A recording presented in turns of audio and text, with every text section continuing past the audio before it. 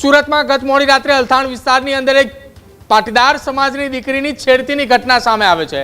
તત્કાલ ધોરણે લગભગ એ રસ્તા ઉપર 4000 કરતાં પણ વધારે લોકો એ રસ્તા ઉપર ઉતરી આવે છે, પોલીસ સ્ટેશનનો ઘેરાવો કરે છે અને પોલીસે મોડી રાત્રે જ યુવકની ધરપકડ કરે છે। જ્યારે આજે યુવકનું સરઘસ કાઢવામાં આવે છે, રિકન્સ્ટ્રક્શન કરવામાં આવે છે, એ દરમિયાન કેટલાક લોકોએ ષડયંત્ર રચ્યું। ષડયંત્ર એવું રચ્યું કે રાજ્યની પોલીસ, રાજ્યનો કાયદો અને વ્યવસ્થા અને ગુજરાત પોલીસ પર લાંછન લાગે એ પ્રકારનું એક ષડયંત્ર રચ્યું હતું। જો કે આ ઘટના બને, ઘટનાની ગણતરીના કલાકો બાદ જ પોલીસે તત્કાલ ધોરણે કાર્યવાહીની શરૂઆત કરી અને પોલીસના હાથમાં એક સૌથી મોટો અને મહત્વપૂર્ણ પુરાવો એ ઓડિયો ક્લિપ હાથમાં આવી।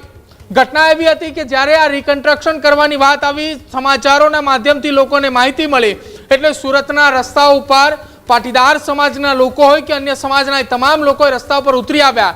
જે ગત રાત્રે 4000 કરતાં વધારે લોકો હતો, ત્યારે આજે એ સુરતના રસ્તા ઉપર લગભગ 8 થી 10,000 લોકો ત્યાં પહોંચ્યા હતા અને અચાનક જ પોલીસે વાન લઈને ત્યાં પહોંચે છે, આરોપીને ત્યાં લઈને પહોંચે છે। એ દરમિયાન કેટલાક લોકોએ પોલીસ સાથે ઝપાઝપી કરીને ત્યાંથી સીધા જ પોલીસ વાન પાસે પહોંચે છે, તેમાંથી આરોપીને પકડીને નીચે લાવે છે, તેને માર મારે છે અને તેને લોહિયાળ હાલતની અંદર કરી મૂકે છે। ષડયંત્ર એવું રચવામાં આવ્યું હતું કે જો આ આરોપીને કંઈ પણ પ્રકારની ઈજાઓ થાય અથવા આરોપીની હાલત ખૂબ ગંભીર થાય તો સીધો જ આરોપ એ રાજ્યની પોલીસ, રાજ્યના નાયબ મુખ્યમંત્રી ઉપર લાગે અને આખી આના ઘટના બાદ એ વોટ જે વિસ્તારના છે એને ડાયવર્ટ કરવામાં આવે। હવે સુરત પોલીસે આ ઘટનામાં તપાસનો ધમધમાટ તેજ કર્યો હતો।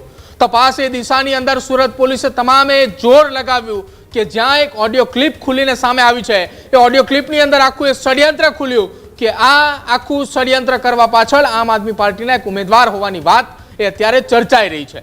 એક ઓડિયો ક્લિપ વાયરલ થઈ રહી છે અને જીવા કાકાના નામથી એક માણસ એ વાત કરી રહ્યો છે અને વાત કરતાની સાથે જ ઓડિયો ક્લિપમાં અનેક એ વાતના ખુલાસાઓ કરી રહ્યા છે કે આપણે ઢીલું પડવાનું નથી, આપણે આખી આ ઘટનાની અંદર હવે તમામ લોકોને આપણી તરફે ખેંચવાના છે અને આ એ મતદાનના કલાકો એ બાકી છે, પહેલા જ આવી ઘટનાઓ ખુલીને સામે આવે છે કે જેના કારણે રાજનીતિનું સ્તર એ ખૂબ નીચું જઈ રહ્યું છે।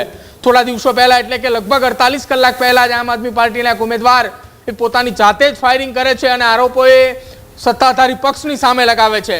પોલીસ તપાસ થાય છે, કડીઓ એક બાદ એક મળે છે ને ત્યારે ખુલાસો થાય છે કે પોતાની જાતે જ ગોળી મારી અને સાંત્વના લેવા માટેનું આખું આ ષડયંત્ર હતું।